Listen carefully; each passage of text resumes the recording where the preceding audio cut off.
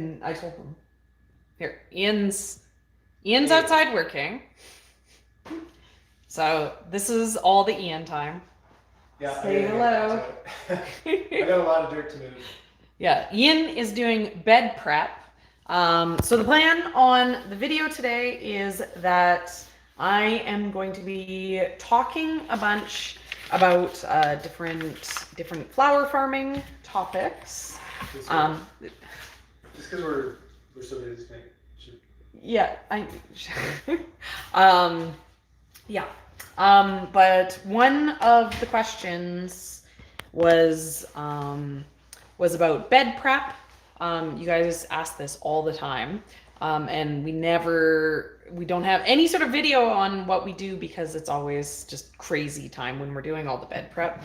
But Ian's doing some bed prep, so we're gonna try to get some sort of video with it. I've lost my cell phone clip, which is how I do these live videos. So I just need a minute to try to get this set up. And I need to try I need to try to find something that I can lean my phone against. Okay, let's see. See how that is, and then I'll that kind of works. It's there's not very much equipment that I use for doing these live videos because I talk to you guys on my cell phone, but we have a cell phone clip that makes it so we can attach it to the tripod, and I need to buy 8 of them and hide them around my house because every week we lose it.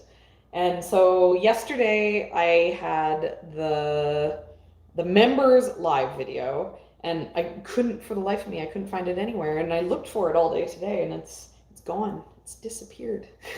So we're doing this very untechnical. And so I made the community posts with a bunch of questions. And so also my untechnical thing, I went through and I wrote down a bunch of kind of the most liked questions, and ones that I recognized as oh yeah, okay, these are flower farming questions that we get asked all the time. But so the main reason why I wanted to do the live this week, specifically about flower farming, is 2 of the absolute most common comment question type things that we've been getting on all the videos, because we all we read all the comments. We're going in, we're checking them all. It's just it's a lot. It's just a lot of time that we don't necessarily have to be able to get back to everyone. So if we can give a quick answer, we do that. If someone's asking hey, what's the name of the zinnia varieties that you grow, we're okay, Benner's Giant, Lime Queen. We will quickly answer that stuff. But some of these bigger questions, we just don't have the time to go in and spend the 5 minutes that it takes to answer it. So I wanted to do specifically talking about flower farming so I could address these. And the first one is, people are always wanting to know why we don't sell to florists. And then the other one that there's something at my feet here. Okay, there we go. And then the other one is, everyone wants to know why we don't bring our, because I show making the bouquets, and then there's always so much extra. People always want to know why we don't send down just loose flowers to the farmer's market. So the first one, the selling to florists.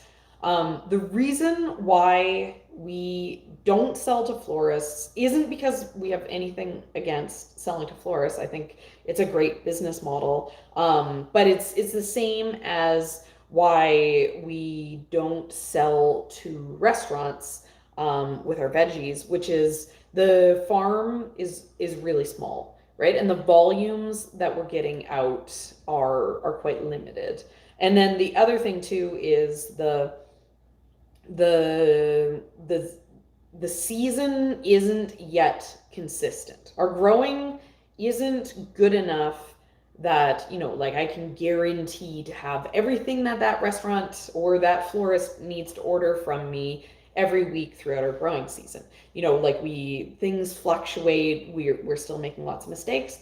So we don't sell because, we don't want to burn our bridges before be like it's a lot of effort to build those relationships, so it's easier for us to not put in the effort to build those relationships and those business contacts until we are at the point that we can actually sustain them, right? No point putting in a massive amount of work it would be to get florists, to contact florists, tell florists we want to sell to them, create a price list, send it out to them, only for us to, then the following week be like, hey, we messed up on the flowers. We don't have any flowers. So, and then they're like, well, you're not very consistent. I'm probably going to buy from a different farm.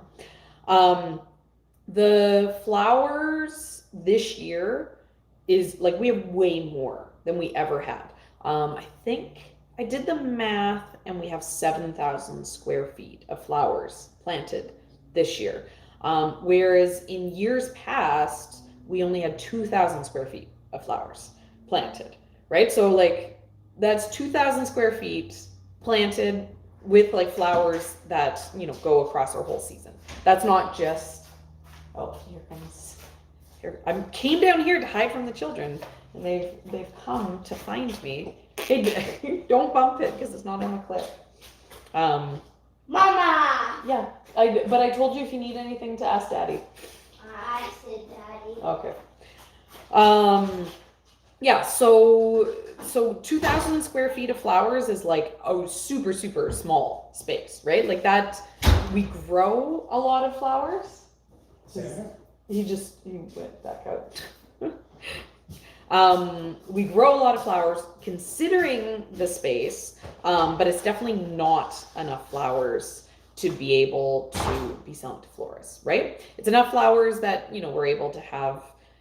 Last year in the 2,000 square feet, it was like, oh, we could have $500 to $800 worth of flowers that we could pull out every single week. And that's at like our retail prices. This year we have more, because we have the 7,000 square feet planted. A lot of it, even though the number is like crazy, it's 3.5 times the 2,000 square feet. Some of those are stuff that, only produce for this small window, right? Like we put in all those perennial plantings. Some of the plantings are stuff that is planted, but is not really going to produce for us like until a couple, next year or the year after that. So even though the number's way bigger, the amount of flowers isn't way bigger. And then to finally finish up, because like I think people saying like, oh, you got to sell to florists, a lot of that is coming from the last few weeks of us just having like an insane amount of flowers.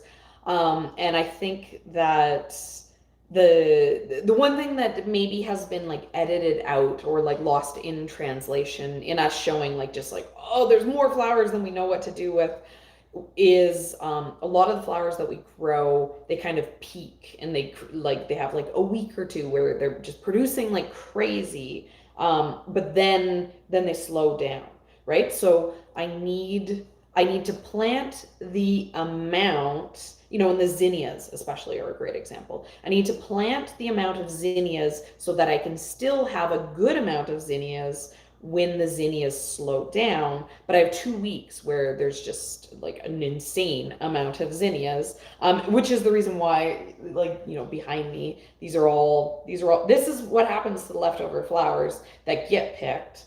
My zinnias, you have to pick the zinnias for them to keep producing. So, I pick them and I dry them. And then I have stuff to play with, after all the flowers die. So it's not a complete loss for me to have 2 weeks of zinnias where I can't sell them all. And the amount of work that it would be to sell to florists, it's just, like the wholesale pricing on zinnias is kind of, like 50 cents, like maybe if I like, gleaned through and only got the biggest and best, I could get $1. from a florist, but you know, it'd be like putting together a $50 order that I'd then have to like spend a few hours to go deliver. You know, the selling to florists makes a lot of sense when that's your business model. And you know, rather than you're spending a day selling $50 to a florist, what you're actually doing is you're spending 2 days, you know, harvesting, and then, you know, a day of deliveries to florists, and you're selling like $1,000 to florists. You know, that's kind of it. We're working on only retail because we're trying to get the efficiencies into the retail side of things before we try to do something else. Because the reality is the farm is just never be big enough for us to do everything. So that's selling to florists. And then the other question is the why don't we bring single stems down to the market so that people can build their own bouquets? And the answer to that is we've done that and it doesn't work. If we aren't, you know, even so, our experiment this year, which is kind of similar to like, you know, bringing the single stems, is that we're doing, we call them straight bunches, and they are, you know, like 10, like a handful, a small bunch of the same type of flower, and we're selling those for $10 instead of the bouquets that are wrapped and done. They're being sold for 20. I know people don't want to dig through a bucket and buy one flower, or at least people don't want to do that and still like pay. I'm sure if I was like, I have buckets of flowers, like dig through, you could take them home for free. People would gladly do that, but people don't want to dig through a bucket and build a $20 bouquet for themselves. They just want to grab one and go. You know, but we're experimenting to see if there's an interest in having these, like, you know, oh, like you like the $20 bouquets but you wish it was bigger, buy a bunch of zinnias to go along with it. And there's a cat who's trying to get in. Yeah, so we're trying that. But it's difficult because we're really limited for space, which is yet another reason about not bringing the single stems down to the market. And this is something that Ian kind of touches on it in most of the videos, but I think it probably, like, it doesn't, it might not make sense from just watching the videos, but we are super limited in how much we can bring to the market for flowers, because Ian's truck that goes down to market is an open truck bed, and flowers are super, super delicate, right? So we can't have buckets. Are they bugging you? I came down here to hide from the children because they've been so crazy for live videos. But now they're bugging Ian, and he's trying to get a lot of work done. Yeah, maybe go up there. What? Maybe go up there. It's not happening, right? They can just go outside and bug you. Like, I made them dinner, and like, Sam's hungry.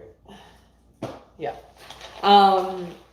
Yeah, okay, so I forget what I was saying. Oh, how we transport the flowers down to the market.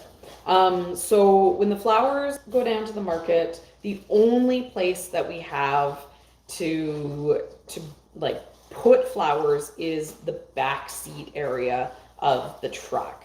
And it is like, I'm super impressed with how much we are getting into the back seat of the truck, because we've been like bringing down $1,000 worth of flowers to the market. Whereas in the past, you know, it was really a struggle to bring down, you know, $500, $600 worth of flowers to the market. I'm trying to figure out a hat for a camera, because I'm trying to film time lapses of me moving dirt. But I just made this little hat, and then I'm like, well, maybe I should just have a hat for a hat. On the camera? Yeah. I don't know. What happened to just putting the bag? Well, it was raining out really hard right now. It's raining too hard for the bag. Ian's been struggling for the last 2 days. He's been trying really hard to get all this bed prep stuff done for us, because tomorrow is the employees coming, and like the weather. We have all these seedlings that we need to plant. And we've not been able to plant them because it's been insane. We just ended like a major heat wave. It's been high 30s, and the stuff that I'm trying to plant is fall plants, right? So they're limping through under the shade cloth, but I can't go and plant it outside on like a hot, sunny, high 30s day. It's like 95 the other day, right? So full sun, windy, and 95. If I put my plants into the ground, it would be, they just instantly die.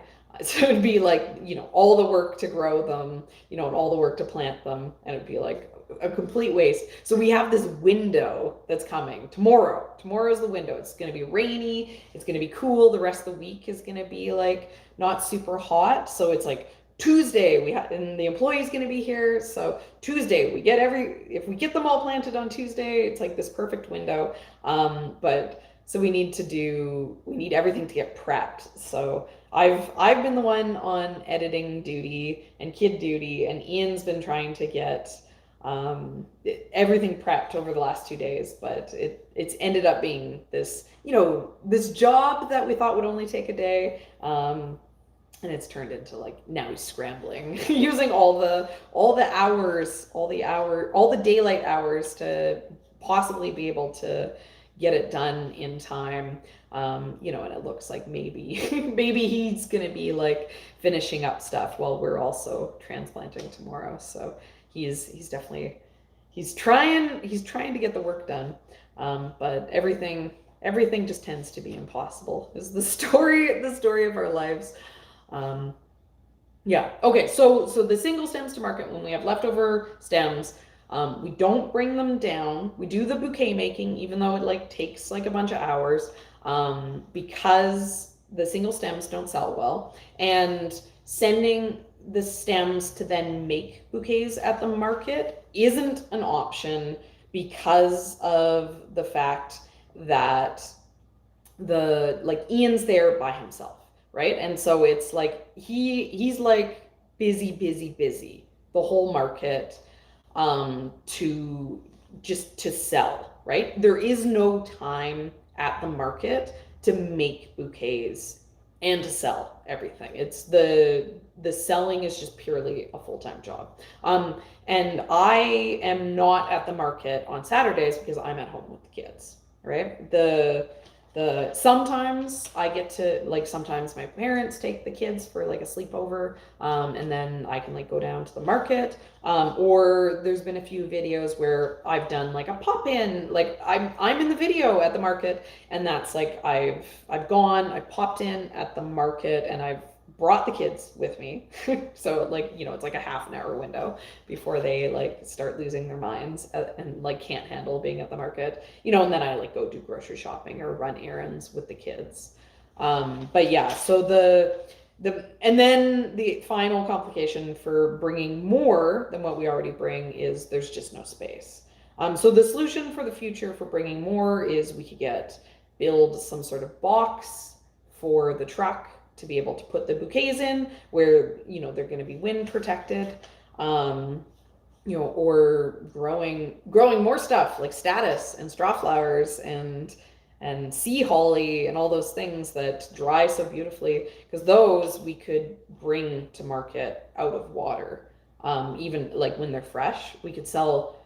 Oh, thanks so much, Jennifer. That's a cute sticker.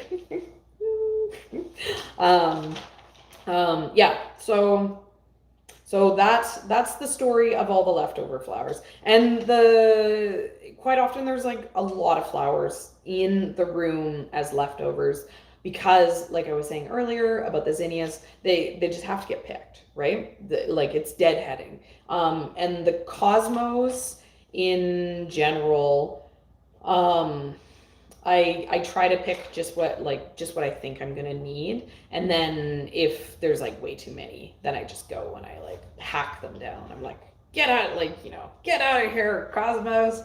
I'm a little bit less precious because they don't dry. They're no good. The zinnias, I like the dried zinnias, but cosmos are are on my not my favorite flower list. I like them. I grow them. I'm always gonna grow them, but they drive me crazy. Okay, so into the questions that were there, and this, this is a question that people, excuse me, sorry, that people like, this is like a hard one when people are wanting to sell flowers themselves. It's questions about like pricing. And in the video that we're doing now, where like that I'm editing, we do talk a bit about like, we call it like flower math, or but basically the concept of the fact that a $20 bouquet is $20 worth of flowers, right? So every flower kind of has its own like what we think its price is.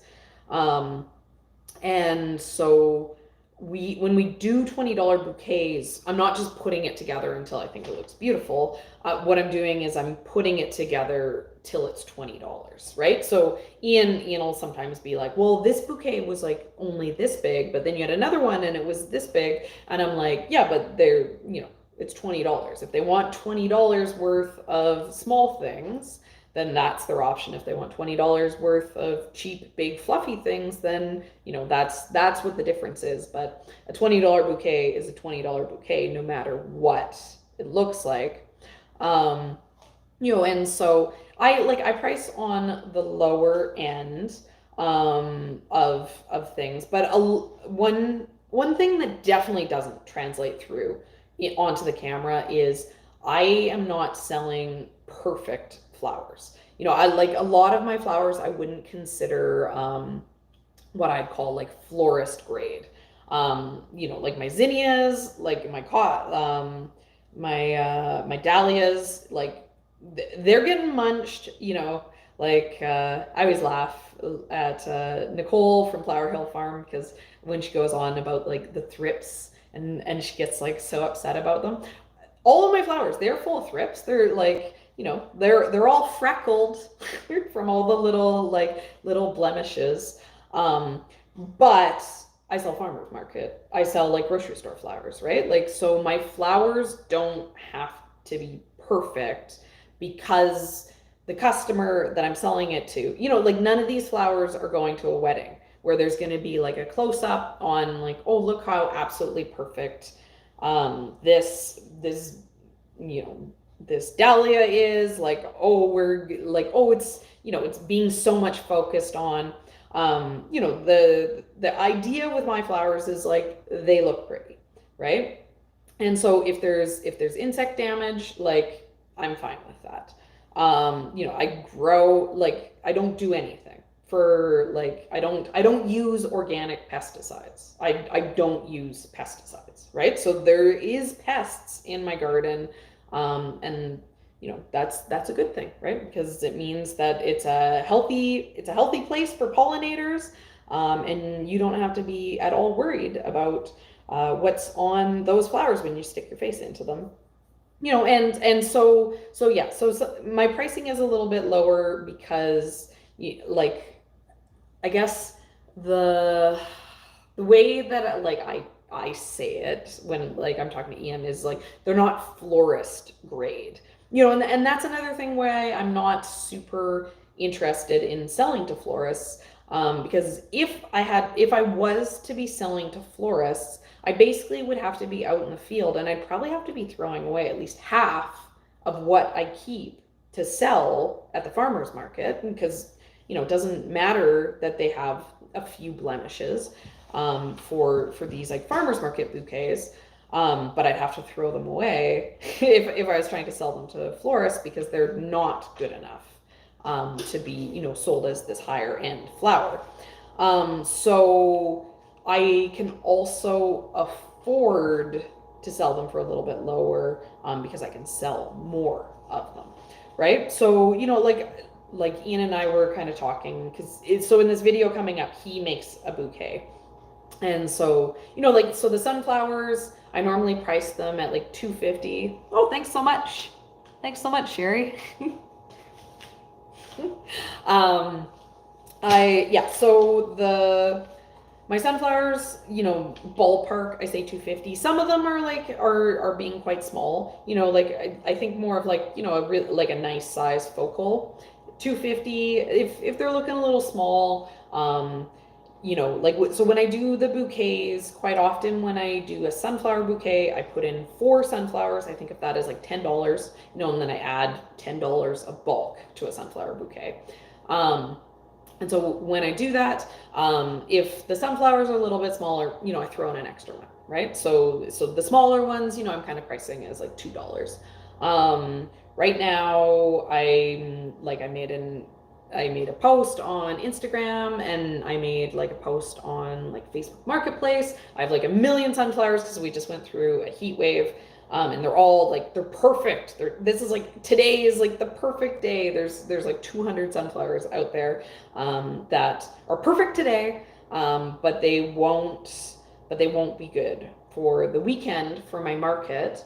And I have some that are coming because this Wednesday night. So this coming Thursday is my flower CSA again, and so I'm pretty sure I have that right. And so my plan was that they were going to get the sunflowers, and so I have a bunch that are going to be like perfect for them.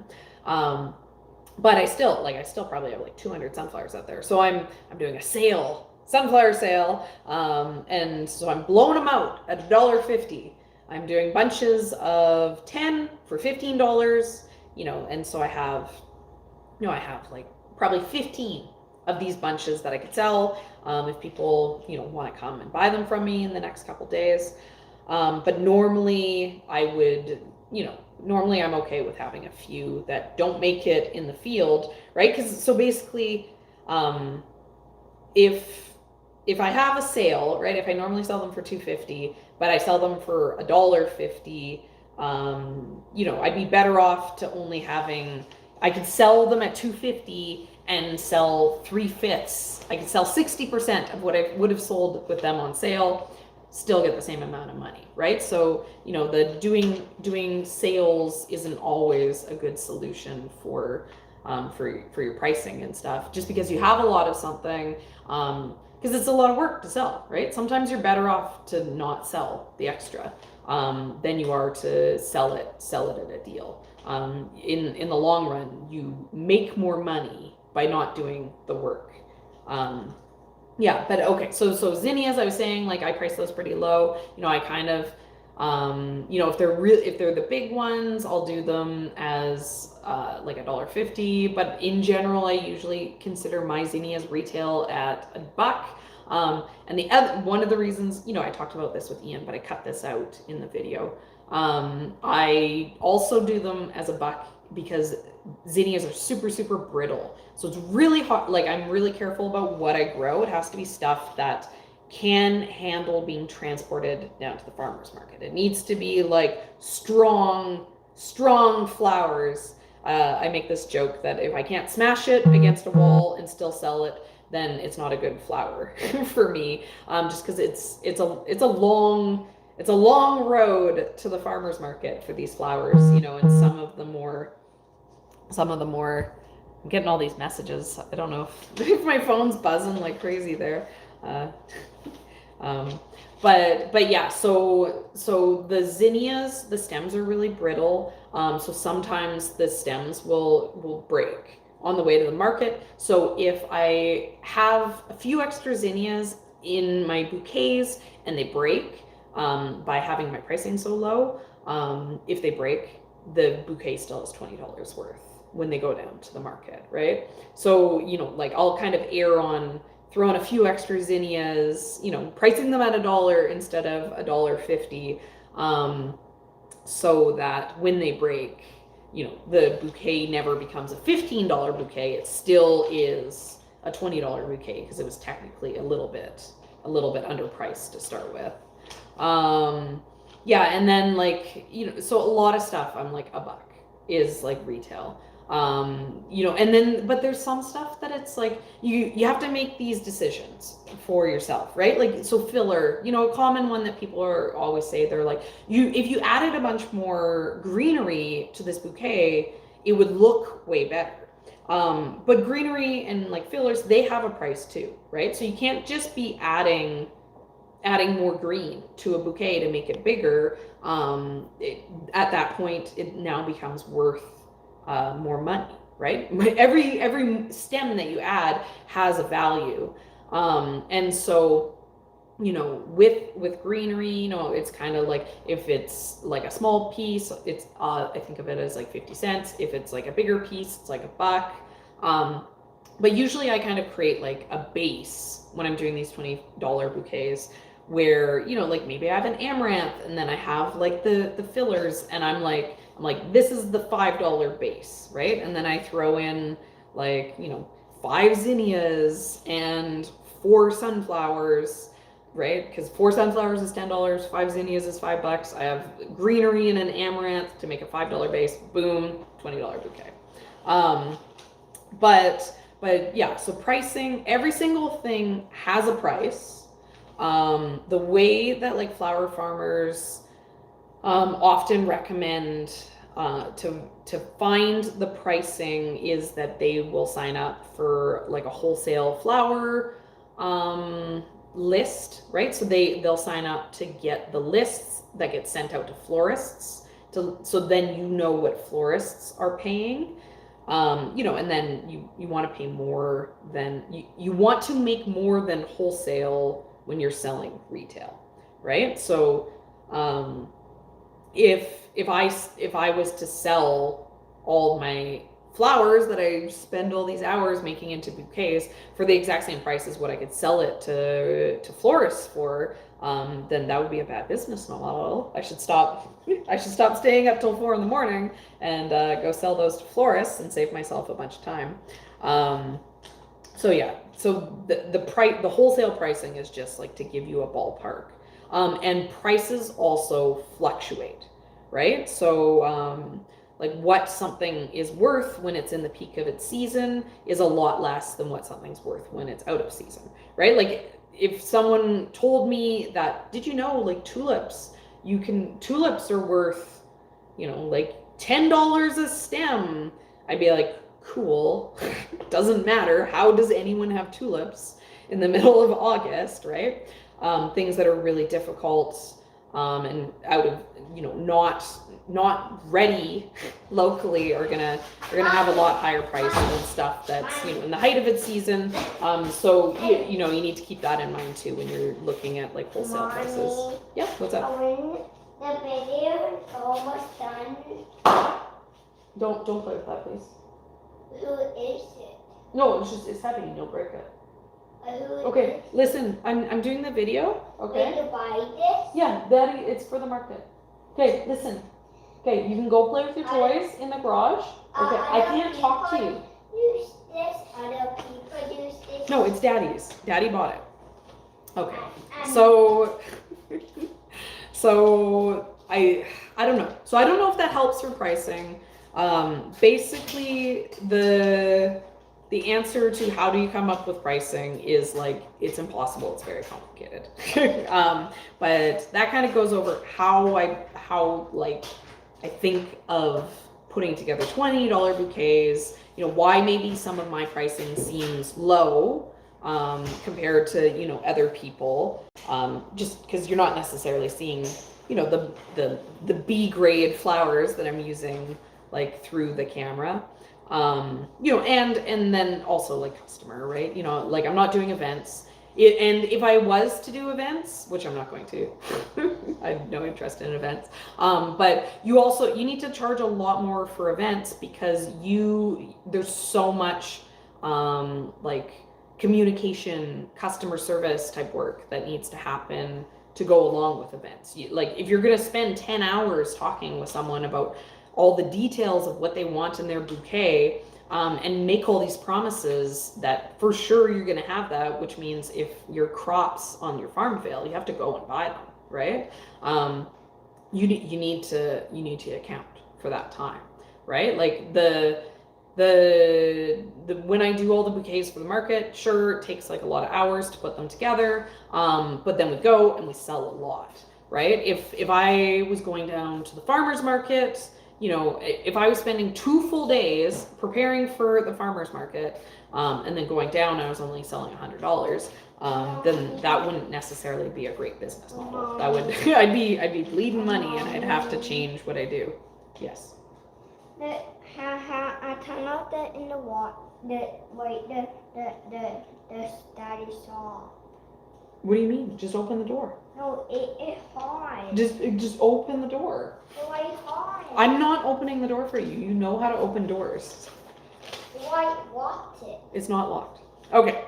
Another question that was here was basics for bouquet building resources is what I wrote down. So I think maybe the question was like how did you learn how to make bouquets? And this is a backstory. Here's a backstory for you.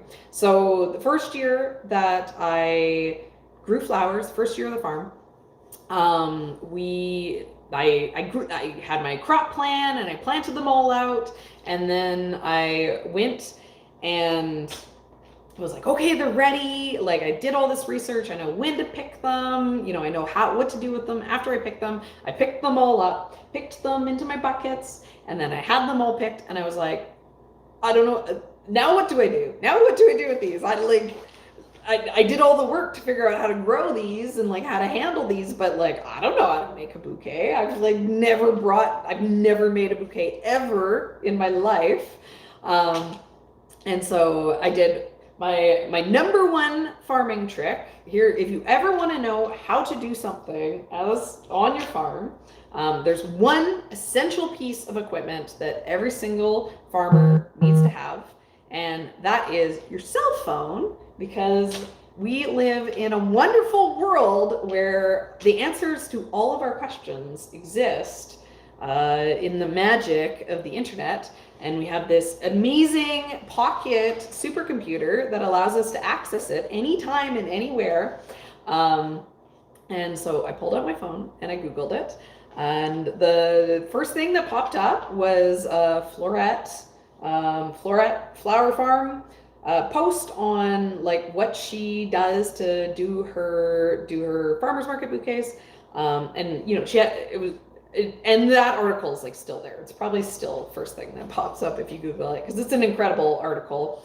And she basically has a recipe. She's like, do 20% spikes, 30% focals, 50% filler. And I was like, okay, perfect. Like I can follow a recipe. Okay, just put some greenery, put some big circles, and put some spiky stuff in there. So don't overthink it. If any, like, we've been doing a lot of the showing the building bouquets in the videos, and part of the reason that we've been doing that, right? Because like, I'm not a florist. I'm sure, I make this joke over and over again of people being like, oh, like, Serena, you make such unique bouquets. And I'm like, yeah, unique. Because it's like, yeah, of course they're unique. They're like, it's like, oh yeah, whatever. I just put whatever I want together. But, I don't think there's any wrong way to do it, right? There's just, oh, thanks so much, Black Dog. That's really generous of you. Thank you. But yeah, so I don't think there's any wrong way to make a bouquet. I'd say lots of people have been saying to me like, oh, your bouquets, they're like so much better this year. And I think that the thing that is really transformative about the bouquets this year is, one, I'm going for it. I'm like, rule number one this year for bouquets is like, I'm confidently using vegetables, right? I'm not going to be apologetic when I'm putting like super cool looking kales into my bouquets, right? Yeah, like I'm not gonna be like, oh, I gotta hide the fact I'm using tomato branches in bouquets. I know that if I vase tested it and I know it has great vase life and I think it looks cool, I'm doing it. Oh, thanks so much, Lisa. The stickers. Honestly, the stickers are like so entertaining to me. They're very funny. But thanks so much, guys. Like you're all being very generous. Like it blows my mind that everyone's always so generous to us. But yeah, so I'm, like if I know it works as a cut flower, and I don't use anything that I haven't tested, right? I'm not sending stuff out unless I know that it's gonna get me like a good week in the vase.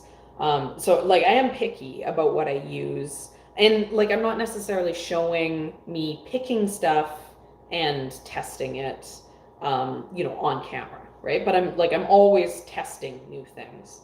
But yeah, so I'm like, if it looks good, it doesn't matter. There is no right or wrong, right? So if I like it and it lasts, then I'm gonna use it, and I'm just no apologies, for veggies and weird stuff in the flowers. But yeah, so the other thing other than confidence that I'm bringing to bouquet making this year is that because I'm selling larger bouquets, I'm like, I need a prop to show you guys. All right, so like I addressed this when I was talking about bringing stuff down to the market. Our biggest limiting factor is space in the back of the truck. So my solution when I was doing the $10 bouquets was that I needed to fit a lot of bouquets into a bucket, right? These aren't my buckets. This is pretend this is one of my buckets. So to be able to fit a lot into the bucket, because we can fit 10 buckets into the truck, right? So the more bouquets I can fit into a bucket, the more money of flowers I can bring down to the farmer's market, right? So when I was doing the $10 bouquets, in order to be able to fit as many into the bucket as possible, because there's only so much space in there, right? There's only so much space for stems. I made all of the bouquets very vertical, right? It was important to me that the bouquets went up very upright, right? Because then I could stick lots of stems into the bucket, so I could then bring lots of flowers down to farmer's market. And so with my $10 bouquets, with the very vertical look of them, I was able to get 6 of them into my bucket, which is great. But this year I was like, well, I can't do it vertical with $20 worth of flowers. There's too many flowers. So the bouquet building technique, and I also Googled this. This is how I learned about this. And there's specifically not Google, specifically I watched YouTube videos on how to build market bouquets to learn this trick, because the videos are really good because it shows the hand techniques. But so what I'm doing is I'm doing like, what are they called? Like a hand-tied market bouquet is like a how to make a hand-tied market bouquet.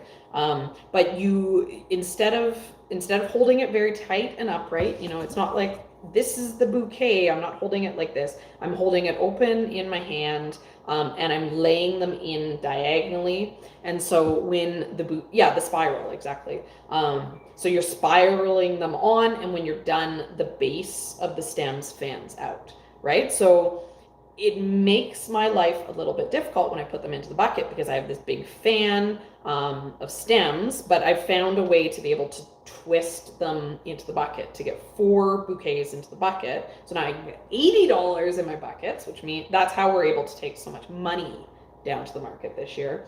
But because the stems spray out at the bottom, they diagonal up and they spray out at the top. So even though the bouquets are technically the same amount of flowers as 2 $10 bouquets, right? My flower math hasn't changed at all. It looks fuller, it looks richer because they're sprayed open. So So that's my trick. My trick is like, don't double guess yourself. And like, this is kind of at the top of my head because I just was editing the video where Ian makes the bouquet. And I'm coaching him through it, right? And so, it was interesting to me to see the mistakes that he was making for like maybe why his bouquet wasn't gonna look as $20 worth as my $20 bouquets. And so, so in the video coming up that will come out this week, Ian makes a bouquet. And so, like another thing is just learning where to place the flowers, and a market bouquet, where you place the flowers on a market bouquet is totally different than a vase arrangement, right? Because in a vase arrangement, you need to work with height. On a market bouquet, you need to make it so when you look down, like at the plate of flowers wrapped in the paper, that you can see everything. Great resources online for how to make a bouquet. That's how I learned how to make a bouquet. And I'm not ever going to go to florist school. First of all, because I don't want to be a florist. I just want to make these market bouquets. And also, I already know how to do it. It's not that easy. You just throw a bunch of stuff together. Oh, thanks so much, Slavica. That one's pretty cute. Little wolf guy. Okay. I've gotten through 4 questions, and Ian was all like, don't leave the kids too long, because I need to go. I need to do bedtime this week. Okay. So another question was my no-grow list. Stuff that I will not grow. And I have one new one for this list. Lisianthus. I tried growing that. The thing is like a pain in the butt. Because last year I was like, oh my God, they're so beautiful. I love them. They're incredible. And so I had to try it, but I'm never doing that again. I spent $100 on seeds and I got nothing. So that was a waste of my time and my money. And I knew better. Because the way I'm going to answer my no-grow list is I'm going to tell you how I came up with my what I grow list. I think that this is, rather than me, right? Because in general, I assume you guys are asking me these questions, not because you want to hear me like complain about Lisianthus, but more because you want to know what you guys should or shouldn't grow. And I live in such a weird place, right? Like we get these like hot, dry summers, but I still have cold winters. So I feel like, I never give you guys like straightforward, easy answers. Instead of giving you answers, I give you whys, because I don't feel like my personal answers are necessarily good answers for most people who watch the channel, but I do feel the way I get my answers is useful advice. So the way I came up with what I grow is, we have hot, dry summers. So because of that, I wanted to grow things that are drought tolerant. Not because it wasn't going to be getting watered, but just to make it easier, right? And this is part of the reason like why I'm not super into dahlias. Dahlias are one of the few things that I grow that aren't on the drought tolerant list, and they really struggle. Like dahlias are, I've come to the realization with dahlias that I just can't grow dahlias. Like they're not happy here. Until I have like a shade house specifically for flowers, like there's no point growing dahlias because there's so many places where they grow well, and one of those places is not in my hot, dry sand pit. So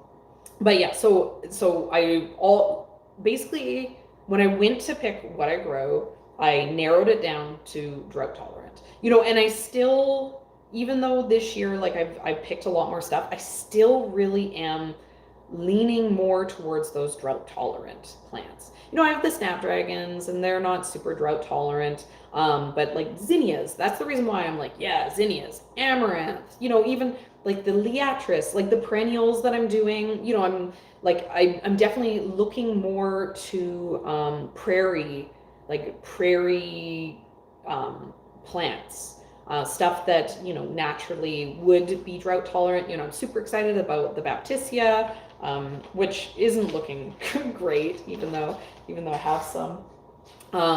You know, but so, and then, yeah, like Hey, cornflowers, bachelor buttons, those are great, but those are a pain in the butt. Mommy, Okay, what? what? Oh. Okay, yeah, I know. I see you got it as a dump truck. You can change them all out. Yeah, so I narrowed it down to drought tolerant. And then the next thing that I did to come up with a what I grow list is I knew that I was only going to be giving a really limited. I know it comes apart. Yeah, that's cool. So you can change what it looks like. No, it only allowed to do this. Okay. That you change it to Here, like. you want me to? Okay, you got it. Okay, thank you, Sam. But I'm talking. And you okay. know. Yeah, we can talk about it after. Okay. Yeah. So the next thing is I knew I was going to be limited in space for the flowers. So I wanted to mainly grow stuff that was cut and come again, so that I could get the most amount of stems out of the least amount of space. So that is the reason why Cosmos, even though they drive me crazy, Cosmos are still there because they produce a crazy amount for a super, super long season in like a small amount of space. Oh, and when I say limited, this year I have 7,000 square feet, but like, you know, the original flower farm was 1,000 square feet. So this is like year one. And the last year I only had 2,000 square feet of flower farm. So, you know, that's pretty limited. Because I was getting like $500 worth of bouquets out of those. Yeah, so I wanted stuff that's cut and come again, you know, also just to make things easy, right? Like, so zinnias, we're really dry, no humidity here, so I don't have as much disease issues as other places where, you know, they get the mildew issues, like the black mildew and everything, and they just die. Mine usually go all year. They're not looking great this year, but the weather is like crazy this year. But yeah, so, you know, the zinnias, like, you know, I get like 2 to 3 months of cutting off of them. Yeah, so, you know, I was looking for stuff that was gonna produce a lot for me easily in a small amount of space, right? You know, and then every year you know, sunflowers are pure money. Yeah. Like, even though I'm doing the pro cuts, and so they take up more space, they're so easy, and they just like grow themselves, and they sell really well, and they're really, you know, just really simple. You know, everyone should grow sunflowers.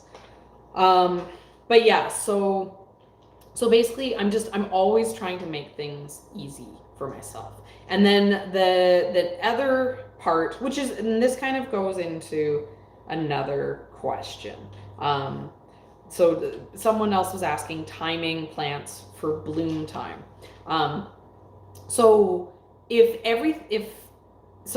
in the past years, I was mainly only growing summer blooming flowers, right? And the bouquets we didn't really have anything in June. They'd kind of start July, August, September, right?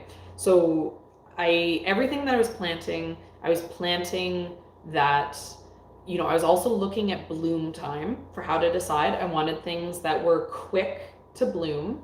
So I was looking for stuff that was kind of 60 to 90 days before it started flowering. And to find that information, a really good resource is Johnny's Seeds. They have, you know, veggies. They have the DTM, which is days to maturity. And that's like how long you have to grow something before it's ready to harvest in ideal circumstances. Johnny's, also for the flowers, has DTM, but it's like days to flower.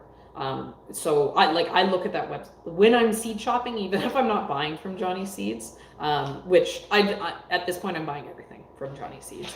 But I used to like just have it open just as a reference to be able to see how many days, right? Because you need need to know that information to know when you're going to have flowers. Going back to the timing plants for bloom time, if you plant everything so it's going to, if I did one planting of sunflowers, if I planted my 2,000 square feet of sunflowers, because sunflowers and the pro-cut sunflowers specifically, they're super fast. They're like 65 days to bloom. So if I would have filled the whole space with seeds for pro-cut sunflowers,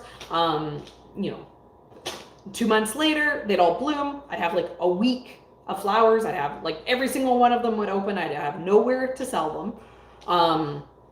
And I'd be like, oh, what's going on? And then they'd be done. I wouldn't have a single flower again. So that would be very bad.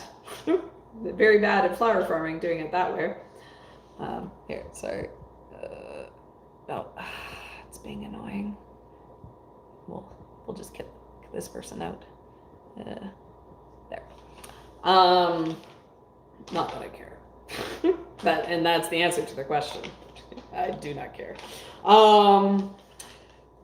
Yeah, so for stuff that's like going to bloom at a specific time, like the sunflowers. Oh, sorry guys. You need to be planting them. Okay, sorry. Yeah, I know. My phone is being there. Okay. Yeah, so the timing. So some things need to be succession planted, right? Because they're going to bloom one and done. Some things like the zinnias, like it's going to be so many weeks until they bloom, and then you get to keep picking off of them for so many weeks.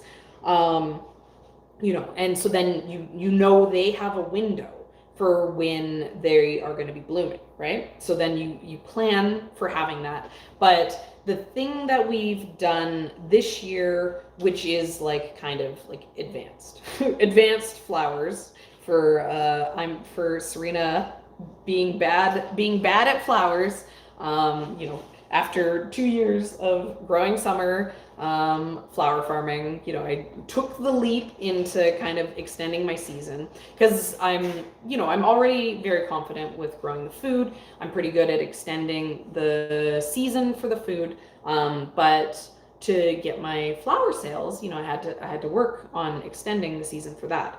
And so to do that, you now need to consider when things are going to be blooming, and that bloom time is more important.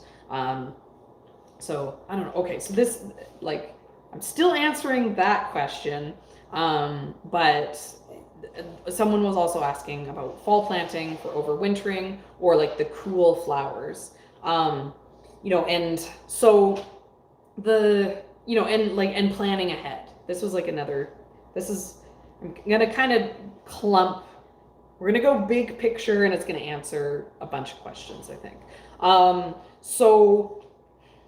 Okay, just give me a second here. I know I'm kind of all over the place on this, because I'm trying to think of how best to explain this idea. Kind of like where's the point at which to start for answering this like big picture question. So for the farming, like in veggie farming, this is true. And for flower farming, this is true. Maybe even more so with the flower farming. You don't think about what's going to be ready next week, right? Like that's just harvesting. Harvesting is like, hey, what's looking good out on the farm? What am I going to be able to harvest to bring down to the market?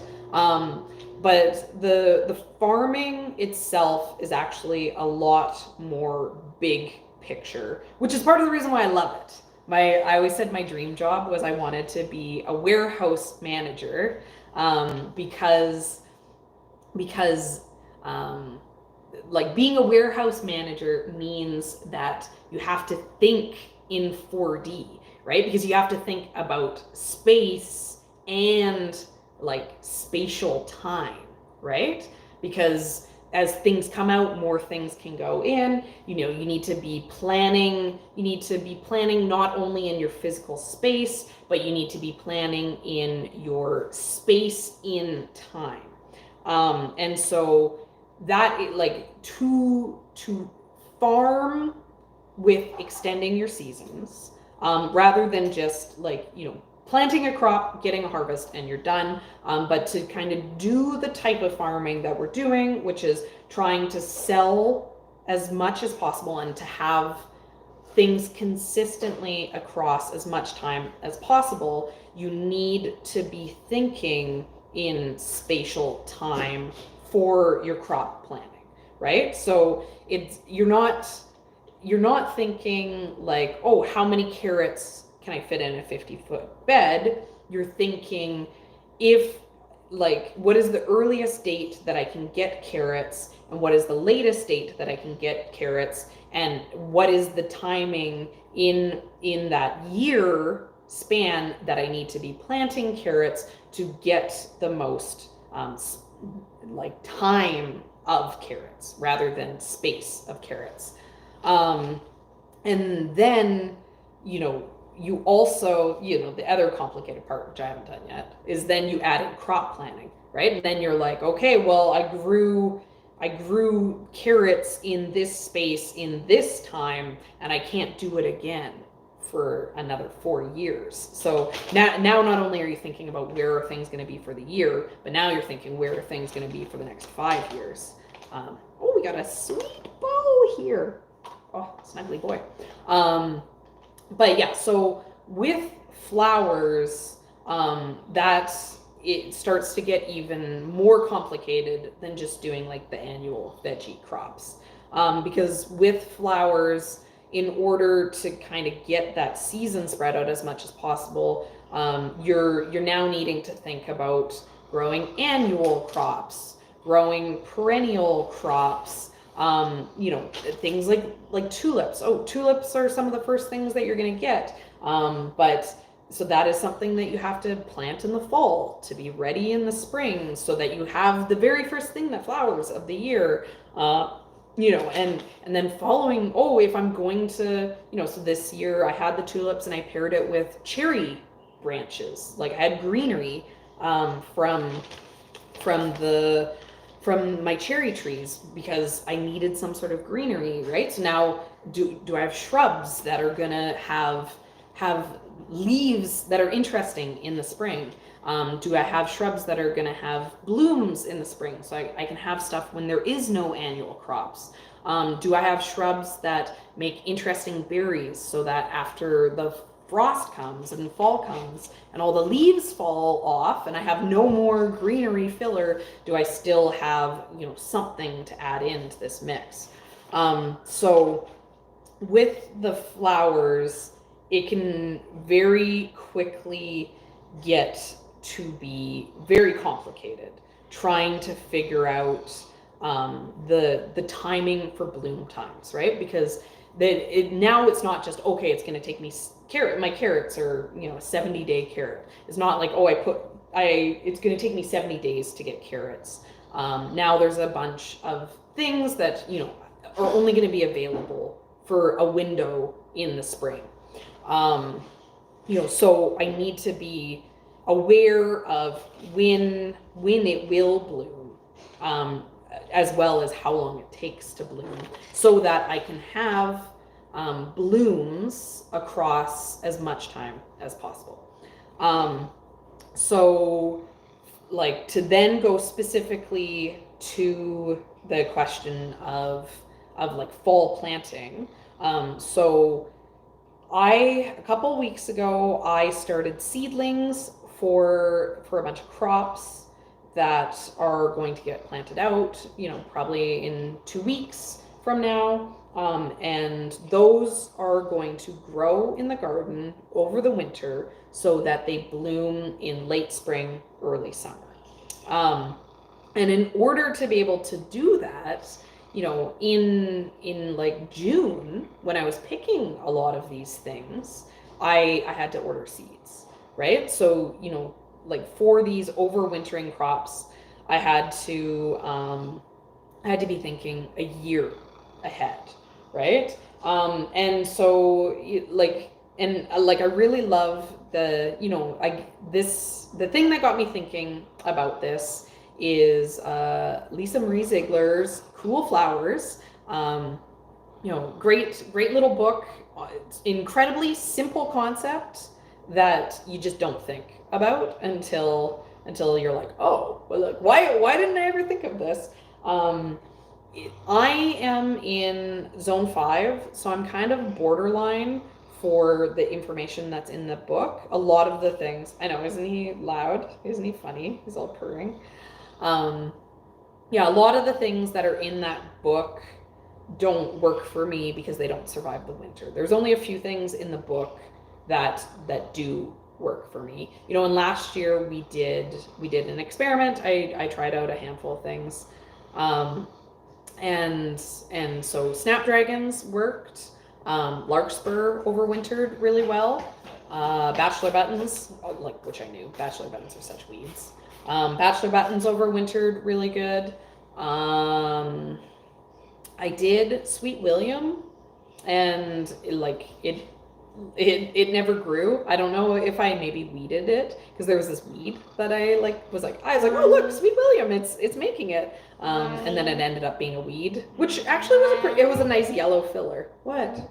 You know the buddy in here? Oh, we do have a buddy. That's nice. Yeah. So there's not too many things that were in the book that I could use because we were just a little bit too cold. But the book really got me thinking. It got the wheels turning. And so it made me realize that okay, I'm sorry, it just disappeared.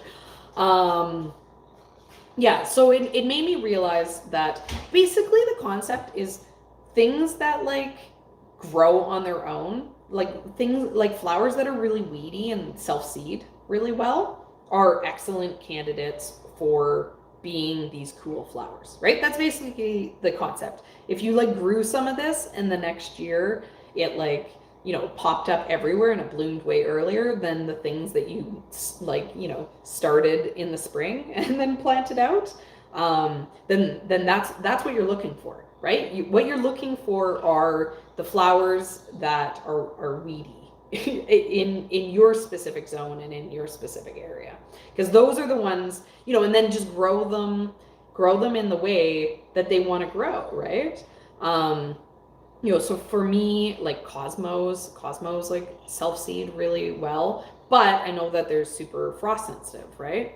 But maybe I'm wasting my time by starting them ahead of time. Maybe starting them ahead of time isn't actually getting me any closer than direct seeding, a couple weeks before frost, right?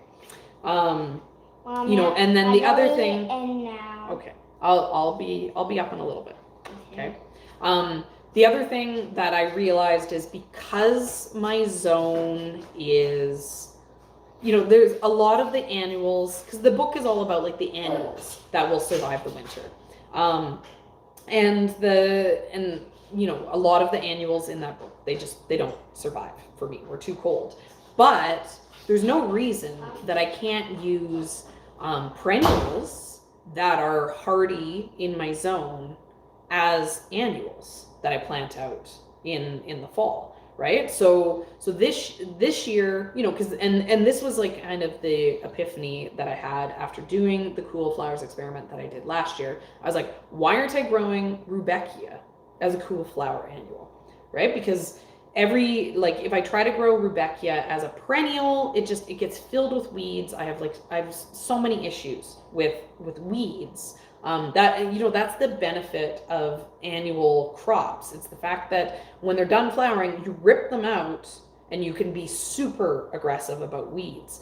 Perennials are a pain in the butt because you have to be in there, you have to weed them, you have to be careful that you're not damaging your perennials.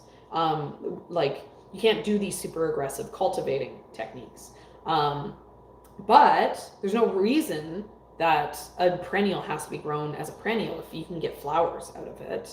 in that first year. And a lot of the perennials, or even these biennials that you couldn't necessarily get flowers out of if you planted them in the spring.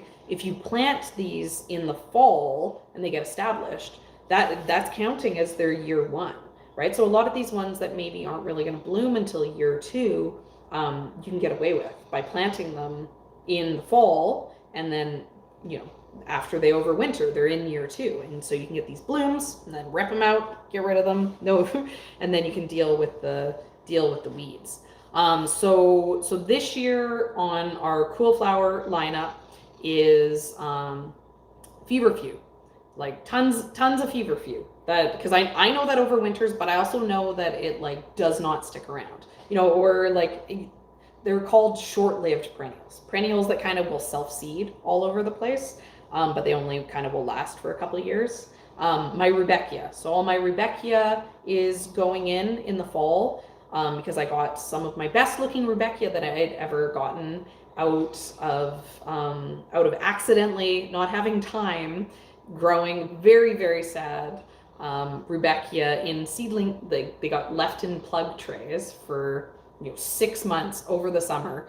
Finally put them into the ground in the fall when I finally had a minute to breathe. And even though you would have thought they would have been the saddest, most pathetic plants ever, after overwintering, they ended up being some of the most beautiful Rudbeckia I've ever grown, because I think they really benefited from the overwintering. Yarrow, like I'm obsessed with yarrow. You guys all know that, but there's only so much space that I can have for yarrow. But I can plant yarrow in the fall, and then I can rip it out after the first spring flush, right? Like, because one of the things that I like about yarrow is the first cut, if I'm like super aggressive, cut it way down, it usually will do a little bit more in the fall for me. And that's starting to happen. Like my yellow yarrow was like super, super early, and it's starting to send up a few blooms now. Whereas like my pink and white yarrows, they're kind of fizzling out. I think the white's completely done. I have a little bit of the pink. But if I had this overwintered yarrow so that I could have lots when I really need it, because yarrow's early, I can rip it out. I can get rid of it, put something else in there, and just do it again, right? They start really easily. I saw someone asking about echinacea. Whoa, you're so cute. And this goes to another question.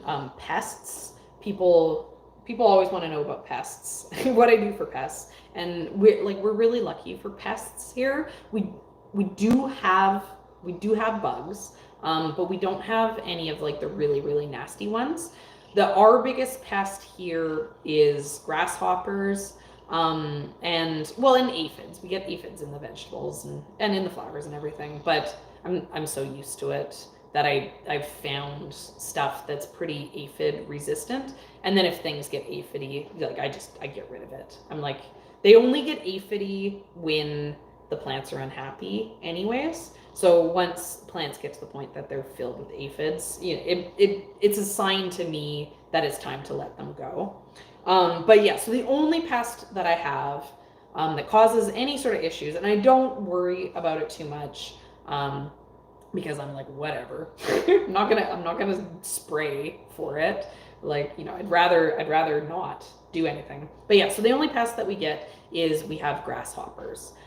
And they just come and they munch on everything, which would be fine because I sell munched things because, we don't use any pesticides, and that's my proof. That's my proof that we don't have any pesticides. You can clearly see where all the bugs are snacking on everything.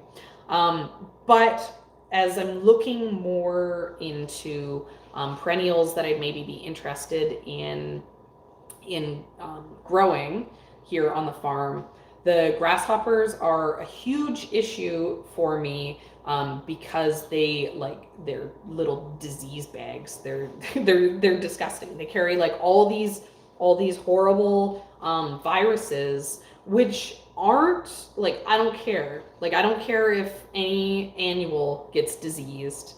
like I just rip it out, right? It's like the aphids, right? If a grasshopper comes, munches on it, gets it diseased, I rip it out, get rid of it, who cares, right? I have an infinite amount.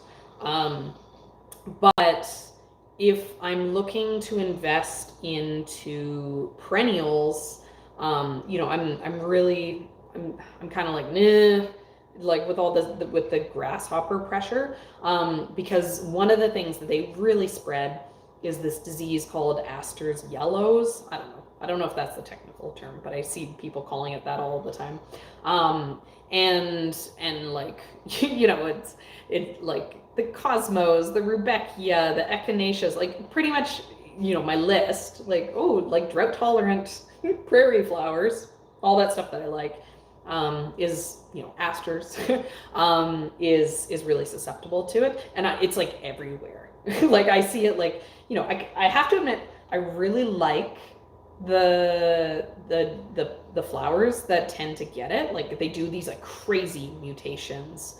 I love the cosmos when they do it, because like the cosmos are like frou-frou and like, like I hate all the like fluffy romantic flowers. I'm like structured brutalist flowers. And when the grasshoppers infect the cosmos with the Astor's yellow, they end up being these like weird structured like they stop being like frilly beautiful and they start being these like weird hard looking things, and I'm like, oh, that looks so good. But it is a disease, and it does affect the plants, right? So if I was to, so there's so many amazing echinaceas that I'd love. They're like, they're like perfect. They're perfect for my my list of, like simple to grow perennial, like, but they're just gonna get so filled with Astor's yellow, and it's like once it has it, right? There's no saving the plant. So I'm not gonna pay $5 for an echinacea, just to have it instantly get filled with disease. So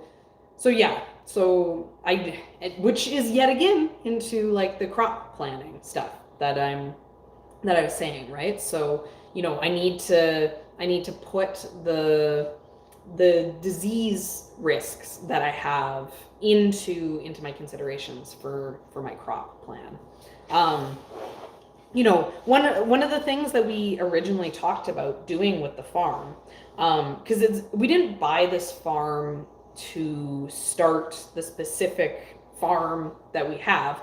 We bought this house with farmland, knowing we wanted to farm, but the plan was we were going to develop a farm plan to suit the property that we purchased. And one of the first ideas that we actually threw around was being a peony farm, because we're 4 hours away from Vancouver, where we are. Kelowna's like, I think, what is our population? We have like 130,000, I think they say, is like the general area, which is good, right? Like that's like a generous market to sell to, and there's lots of tourists and stuff, so there's a good market. But if we were going to grow something like peonies, which is a cash crop, they kind of, they're all ready at the same time, we'd need to have a way to move a lot of peonies. But, if being 4 hours from Vancouver, we could rent a refrigerated truck, send down, load down to like a, flower market, because that's like a pretty big city there, and then have a way to like move the peonies. But the reason why we didn't do that, right? Because I still think that's a great business model, because like we would have been able to fit 10,000 peonies onto our property, and peonies, they say they kind of, once they're established, they produce 10 stems per plant, so that's like 100,000 peonies. It's it's easy to get to that 100,000 goal number when you're doing that. But if I was doing a monocrop of intensive peonies, I wouldn't be able to grow without having to use some sort of there'd be so much disease pressure that I'd have, and doing a monocrop like that, it can't just be like, oh, well, whatever, the peonies are dying from diseases. I'd have to then be spraying for it, and sure, maybe I could source organic sprays, but, I don't want to. Doesn't matter if it's organic poison or synthetic poison. I personally, I don't want to be handling that. But so considering the disease pressures that you have to deal with are something that's good to consider in your crop plan, along with the way that you like to grow, right? Because if you don't want to use, if I don't want to use sprays at all, and then I basically set myself up for a fungal nightmare. I'm setting myself up to fail or to have to do things I don't want to do. That's just like another thing to kind of think about. So I don't know. I don't know if that answers the timing plants for bloom time, but I feel like it kind of does. Like talking about how it's this like constantly changing thing. At this point, I guess I'll give you like my annual flower schedule. That kind of answers because there's another question asking about like how we plant, right? Like in direct seed and transplant. So my planting schedule is this, like starting from what I have coming up. At this point I have seedlings, right? I have seedlings that I said I've started for cool flowers that will get planted out in a few weeks. I also, at the same time, like in September, I have some things that I will be direct seeding. And the way that I direct seed is I have a seeder called a Jang seeder, and you can get very specific rollers for it, which is okay. No, that's not answering what a Jang seeder is. Okay, so the Jang seeder is a precision seeder. And what that means is I can use it to plant like a whole range of seed sizes. I can set it up for no matter how small or how large the seed is, and I can also set it up for determining how much space there is between each seed that's dropped in the ground. So when I use the Jang seeder, I have to do a little bit of work to set it up, and I have to have the roller specifically for the seed that I'm using. But when I use that and I direct seed, there's no thinning.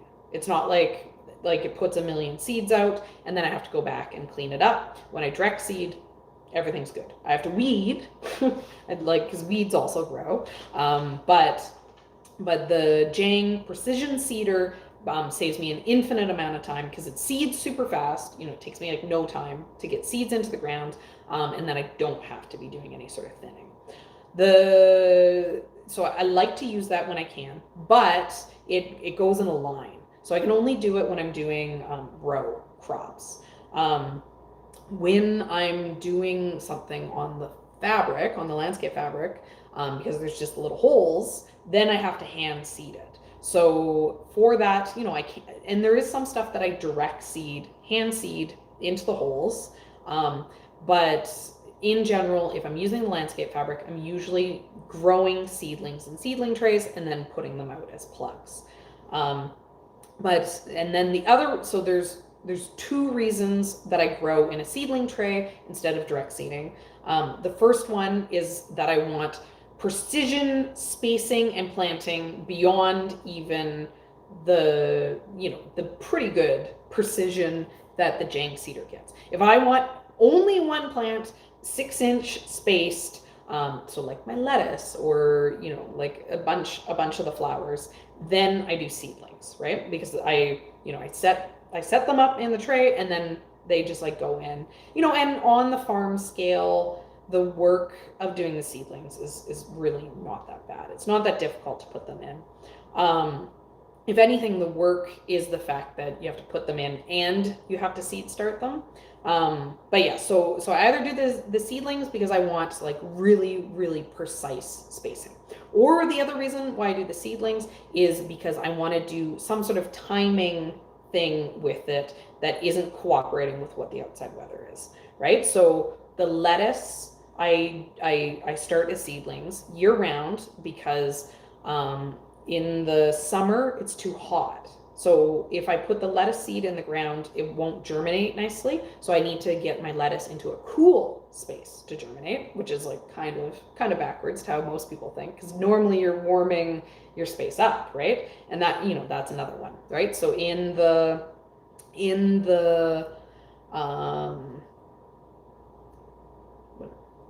disappeared. In the spring, when it's still cold outside, I'm starting all the things that need warmer weather inside where it's warm, and so, that's another thing that I do. And for, like I was saying with cosmos, like they're such weeds. They grow from seed, zinnias, they grow from seed too. Those, I still do some seedlings on them because I find I can get them about 2 weeks earlier than my direct seeded ones. But, I mean, if you're doing succession planting, there's a perfect way to get a succession plant. You could start the seedlings inside, and at the same time you put them outside. And if they need the cooler, they don't grow as quick in the cooler weather. You got your succession plant with just doing the seeds in one day, right? But what was I saying? Oh, my schedule. Okay, so that was like kind of an aside, because I was saying I have my seedlings that I started for flowers, more like the perennial stuff, right? So right now I have Feverfew, I have some echinacea that I'm gonna see if I can actually get flowers off of the first year, but like the cheapy ones. The pack was like I was like, $2 experiment, I'll do that. I have yarrows, I have Rebecchias, I'm trying some Ammi, which really needs to get in the ground. Ammi's not a huge fan of being done in a plug tray. Yeah, so there's like a handful of things that I'm experimenting with as these plugs. They're going to get in pretty soon. And then in September, there's some stuff that I'm going to be planting with my cedar so I'm going to be planting it at the beginning of September because I want it to grow and like grow a little bit because we get our first frost usually in mid-October, right? So I want it to grow a little bit before the first frost comes, so it can get established, so it can overwinter. And one thing that I'm really excited about doing this for is snapdragons, because I hate snapdragon seedlings. They're a pain in the butt. So if I can just like direct seed snapdragons and get snapdragons in the spring, that's incredible. And then the other thing that I'm going to do for overwintering flowers is at the end of September, maybe even into October, I'm going to take some stuff and I'm going to direct seed it, because we have dry winters here. We don't get a lot of rain, so I don't have to worry about seeds I put into the ground flooding away. So I'm going to do some seeding that my idea is that it's not necessarily going to germinate. The seeds are going to be in the ground and they're going to be like cold stratifying. They're going to like go through a winter, almost as if the plants themselves had seeded, right? Self-seeded seeds everywhere, except for they'll be in lines, which will make my life easier when it comes to weeding in the spring. But the seeds will be in the ground, and then once things start warming up, then they'll germinate. That's my other experiment that I'm going to do. Okay, and then in October, my bulbs are going to show up. My like tulip bulbs and stuff like that, right? So those, they're going to get planted out, as soon as I get them into the ground, ready to be there for when I need them in the spring. And then in January, I'm going to be starting ranunculus. I'm going to start them inside in the cold, and then they'll probably get planted outside in a tunnel in beginning of March. Maybe even late February, depending on what the weather is. Basically, as soon as I can work the ground, I'm going to plant them out. And then I will be starting in March, right? So around the time that I'm planting out the ranunculus, I will be starting stuff inside that, things that are the same as the stuff that I overwintered, right? So my snapdragons and my, larkspur, I don't start. Larkspur, I direct seed. But I'll start some snapdragons and maybe I'll even start some more rudbeckia, right? And then those I will plant out when there's still risk of frost. Usually May 1st is our last frost, but I'll start stuff in the beginning of March, and then I'll plant it out in the beginning of April, right? So, and then they will be, when they start to bloom, they will bloom after the ones that overwintered, right? They'll be my stagger, and then April 1st, I'll be starting lots of stuff. Sorry. April 1st is the time when I start the majority of things for the flower farm, right? So that's when I start my zinnias, that's when I start my cosmos. I'll have an insane amount. I'll fill a greenhouse full of things that I start, and those will then be planted out, beginning of May when the frost is done. And then also beginning of, now we're going into beginning of May, and April 1st too, I'll be looking at direct seeding stuff for the same idea as what I was saying about how I could direct seed stuff in the fall and then have it germinate early in the spring. I can put stuff in the ground that is warmer weather stuff, and it won't germinate until the ground warms up, right? So I don't necessarily have to worry about it getting hit by frost. I can put it in a lot earlier because it won't germinate. It just germinates slowly. And then May 1st, a lot of stuff will be when I'm planting out the transplants that I started April 1st. I'll also be doing kind of the last bits and pieces of warm weather stuff that I do direct seeded. In May, I'll be planting out my my amaranths direct seeded. The other thing is I'll probably buy more perennials, and I'll have all of my my dahlias that I get, and those usually show up in March, April, sometime in that window. And those, I'll either be the perennials when I get them, I'll stick them out because they'll be winter hardy if I bought them as perennials. So those I'll stick out as soon as I get them, and the dahlias I usually start. Because the main reason why I buy dahlias is to sell as seedlings, so that I'm also doing. And then basically, by June, I'm not planting very many things, but next year, June next year, I probably will consider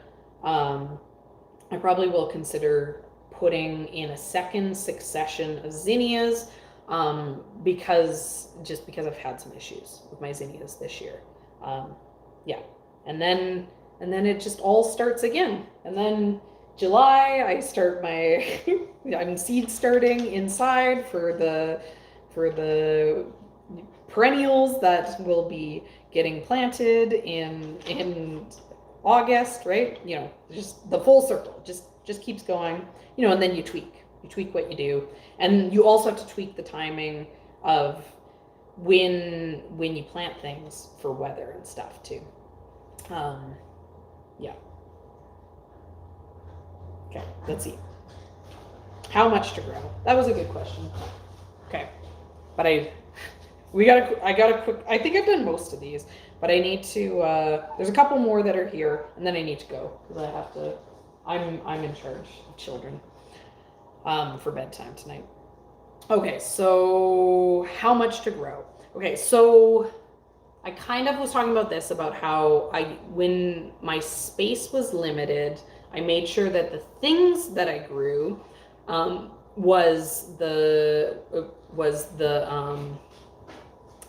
my space was limited, I make sure the things that I grew in that space were things that were going to give me a lot of stems over a good window of time, right? So that's why I liked the zinnias, and why I liked the cosmos, You know, because they gave me this really great picking window.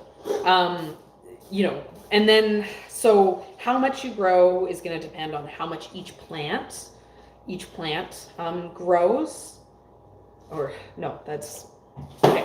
How much to grow is going to depend on how much each plant produces, is what I'm trying to say. So like how many stems you can get off a plant. Zinnias, in general, I say I can get a stem a week per plant. That's like my ballpark estimate.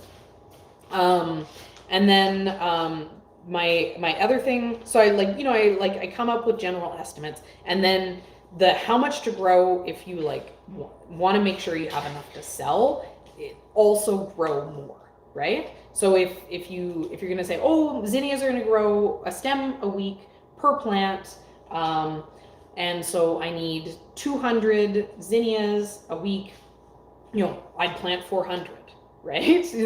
Like if you only get 100 out of if you only planted 200 plants, trying to like, you know, guarantee that you're going to get one a week, you know, you'd be better off having extras that you don't do anything with than not having enough, right? So like I'd err on the side of too much, because you can't have more if you didn't plant more. So, you know, and so with flowers, I'm really bad at growing flowers. So I give a big buffer. But for the veggies, I usually give myself a buffer of like 75%. Assume 25% will die. You know, whereas with the flowers, you know, I assume a lot more will not make it because I'm bad at growing flowers. But yeah. So that's kind of like how I think about how much to grow. Another question was pinching. So I pinch a lot of stuff. Oh, thank you so much, Vijay. That's very generous. Thank you.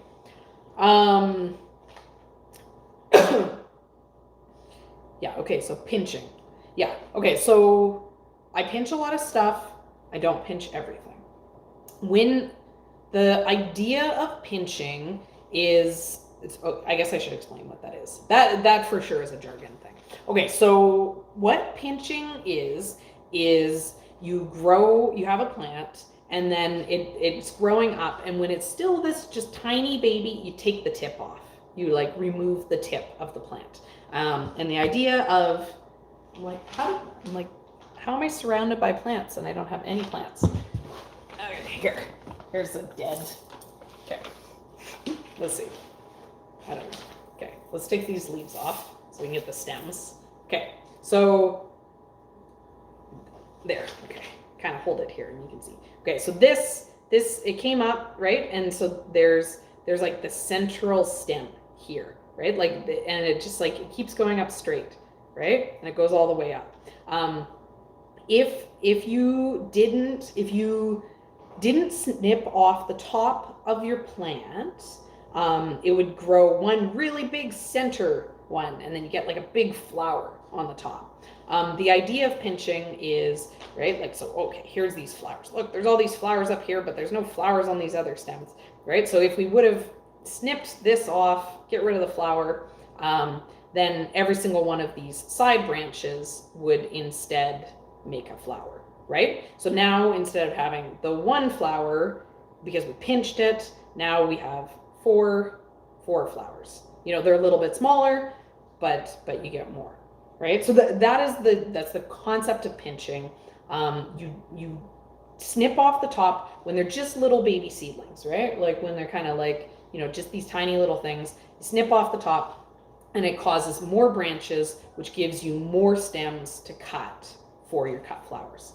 And then, you know, and there's certain things that if you didn't pinch, it would just send up one massive flower. Like Amaranth, if you don't pinch Amaranth, get this huge thing. You know, and maybe that's not going to be usable. You need something, you know, something a little bit more reasonable in size. So pinching is a way to control how many how many stems there's going to be, and also what the flower will look like on those stems. If I don't have to pinch, that's good, right? If I can figure out a way to get what I want without pinching, I would like to do that, because pinching is work, right? I have to go out there, I have to like crawl around, snipping the tips off of everything. So for Amaranth, which is like a great example of like, if you don't pinch it, it's like impossible to work with. My solution for Amaranth is, instead I grow like a gazillion Amaranth in every single spot, right? So I have the Amaranth on the fabric. I'll have like 20 Amaranths in every single one of these holes, and they're spaced 6 inches apart. I like end up getting a lot of Amaranth, and then it's really usable, and I don't have to pinch it, because they're competing with each other, which is limiting how big they get. But the Zinnias, I pinch. The Cosmos, I pinch. I usually pinch the basil, though this year I did a bunch of basil that were a lot of plants in a single plug. It was basil that I grew that was gonna be for eating, not for flowers. And it ended up making excellent, super long stem, really happy, really healthy, like stems for cut flowers. Because they were so clustered in together, right? Because it forces them up and taller. So I'm definitely going to consider doing that and not doing the pinching in the future for the basil. Because the basil we kind of treat as like a one and done anyways. We pick it like right at the ground, because I want as much height as possible to get out of it. The dahlias, like you should pinch them to get them bushy. I had marigolds this year, and I pinched half and I didn't pinch the other half. And like I didn't really notice a difference. Right? So sometimes maybe you don't even need to do it. And snapdragons I usually pinch. But a lot of these things, if you don't pinch them, your first stem that you cut can function as a pinch, right? So a lot of these, even if you don't pinch them, you maybe don't even need to. So it's one of those things that you can play with. Some people are like, you have to pinch. Other people are like, nah, it doesn't really, I never do it. So you just gotta figure out what works for you. Okay, and then the last question. Okay, no, this one's fast. Seed shelf life. All seeds have different shelf life, but in general, you can Google it and find, and there's very few things that are only good for a year. Some of the shortest shelf life things, are still fine. I have issues with marigolds. Marigolds are one that it's hard. I find maybe they work for the second year. Anything that is pelleted, any seeds that have been pelleted, which is they turn them into little clay balls, those will have a pretty short shelf life. I'd try to only buy a year's worth of that. And stuff in the carrot family is a shorter shelf life. But in general, don't feel like you need to buy your flower, any of your seeds every year, right? A lot of my stuff, instead of buying every year, I buy 2 years worth every second year, so that I can save money by buying bigger seed pack sizes. And if you have a home garden, right, and you're only using a tiny pinch, don't feel like they're not good at the end of the year. But you do need, I'm super lucky here because we have no humidity, so I never have to worry about moisture getting into my seeds. If you have high humidity, that could be an issue. You need to maybe consider where and how you store your seeds to protect them, because if they get wet, they germinate, and if they germinate, then they're dead, right? So another thing that you don't necessarily think about is bringing your seed packs out into the garden. You lay them down on the soil. If you have paper seed packs, the soil's damp, they can get wet, The seed pack gets wet, the seeds inside get humidity into them, they germinate, they're no good anymore. So be careful about what you're doing, like how you're handling your seeds when it's a seed pack that you know you're not going to use it all of. Like I'm not super, like my seeds, where are they? Oh, I thought that was fun. I don't do anything super crazy. Most of my seed packs are in paper, and I store them in Ziplocs, right? So I'm like, I don't have to worry and I bring them outside in Ziplocs, right? So I put them down on the ground. They're in plastic. They're not going to get wet. If it's raining, they're in plastic. I don't worry too much. Okay, and then last question, getting tall stems. And so your stems can be short if your plants are sad, which happens to me all the time, right? I don't necessarily get crazy amazing stem lengths, because a lot of my stuff is not getting enough water for its like ideal needs. I don't fertilize anything. We amend our beds when we plant stuff. But I'm not I think another question was like, oh, how do you fertilize your zinnias? And I'm like, like I baby zinnias. I'm like, I fertilize them with evil eye. I'm like, you better produce for me or I'm ripping you out. I don't baby anything. They're not getting any sort of fertilizer. So that might lead to shorter stems. But the water, not enough water, they'll flower super early, right? Because basically flowers are trying to desperately make babies so they can die. So if conditions are bad, they're like, oh my god, I just have to make babies so I can die. So like a ton of stuff has gone to seed in my vegetable garden, which is it making flowers so it can like be done its life. With all the heat waves that we've had, I'm really struggling with lettuce this year. And so that's the reason why you have to be deadheading flowers. You have to always be picking the flowers off of flowers if they do keep producing, because you have to stop them from making babies, because they won't allow themselves to die until they make the babies. So they're like, oh, that failed, more babies, more flowers. So you have to keep everything picked or they'll stop. But yeah, so really bad conditions can lead to short stems. And then grow them well.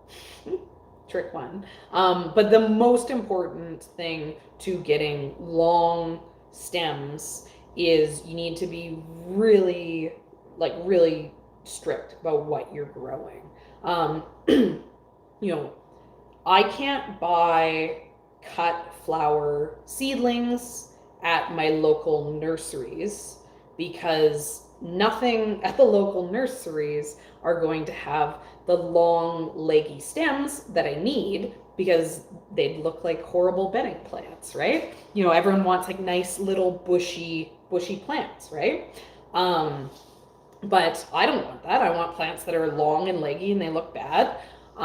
Because I'm picking for stems, right? So the varieties that, and it's going to be the same for like seeds, right? The varieties that are maybe like really popular for home gardening, landscaping gardening, are not going to be the ones that are what you're going to buy for cut flowers, right?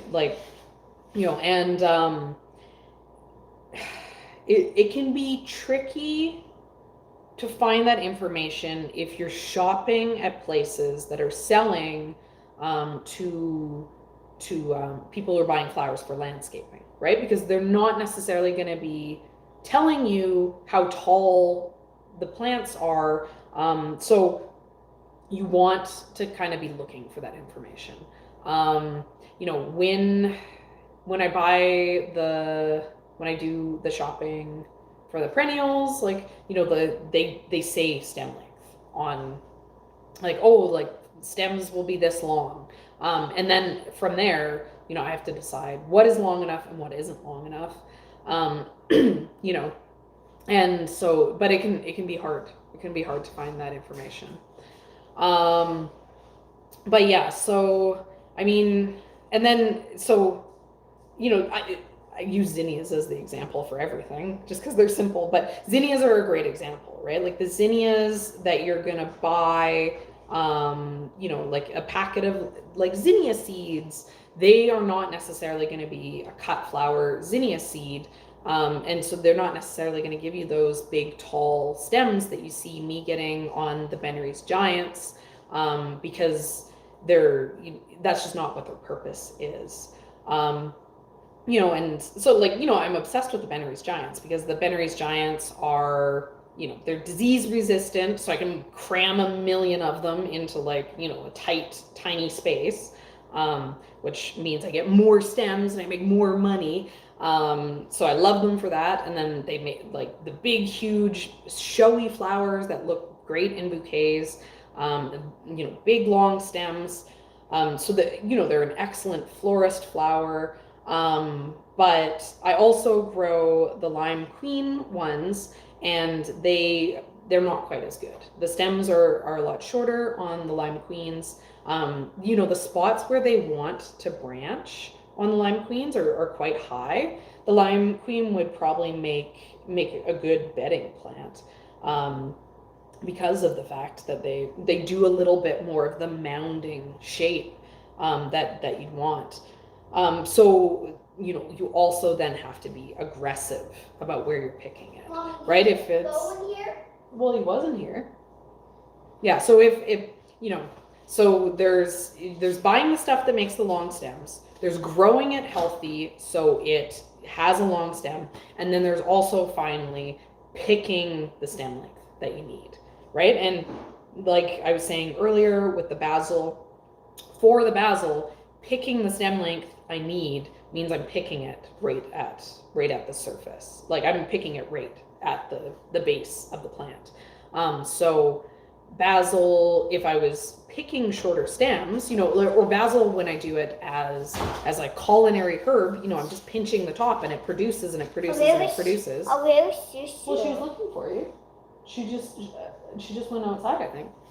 Yeah, so the way that you treat basil when you're picking it for eating, totally different than how you treat it to get a long stem for a cut flower. So I don't know if that answers that question. But yeah, I know that one's not easy. In general, I'm usually my number one go-to resource is that I go to Johnny Seeds, right? My number one go-to spot for finding out the information, just because they have incredible information for every single variety on the website, right? So I check there, see if they talk about it, but then I start Googling, right? Like stem length, this specific variety, and sorry, just 1 second, guys, because I'm almost.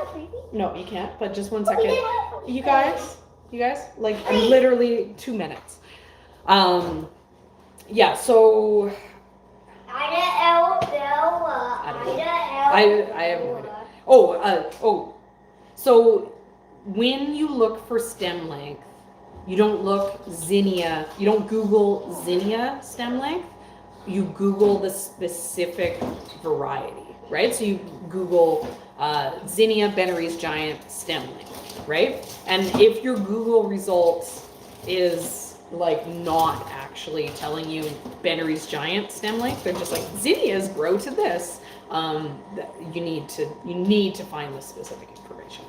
So that's my last little bit of tip for stem length. But it's true. I really struggle. I struggle with the flowers, because I don't find them super easy to grow. I find yeah, sure, whatever. Okay.